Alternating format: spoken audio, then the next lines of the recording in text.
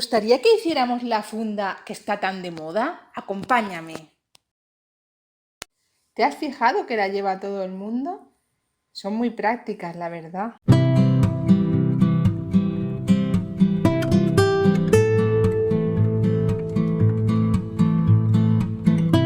Vamos a necesitar unos alicates para ayudarnos a abrir las anillas. También necesitaremos nuestra funda de móvil. Yo es que tenía por casa un montón de fundas de móvil y digo, pues voy a aprovecharlo, me voy a hacer un DIY. También necesitaremos 2 metros de cuerda, con 2 metros tendréis suficiente. Unas anillas para colocarlas en los dos extremos del móvil, tapanudos, una anilla central para que vaya el nudo. Fijaros que las anillas sean bastante gruesas. Tened en cuenta que esto aguantará el peso de nuestro móvil.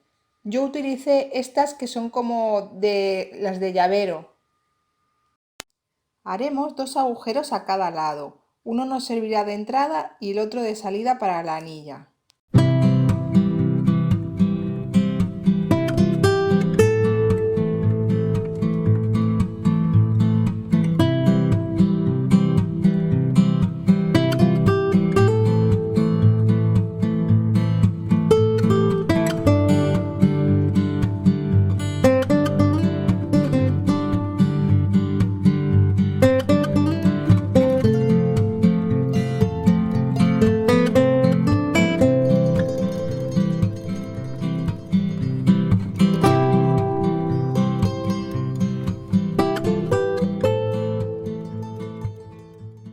Ahora que ya tenemos las anillas, le vamos a pasar la cuerda como estáis viendo en la imagen.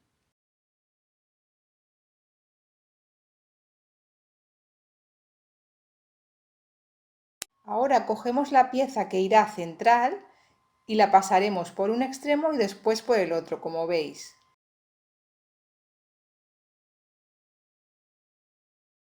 Aunque yo al final me decidí por hacer un nudo corredizo. Os enseño al final del vídeo cómo se hace un nudo corredizo. En cada extremo de la cuerda vamos a poner el tapanudos. Haremos un nudo y después lo tapamos.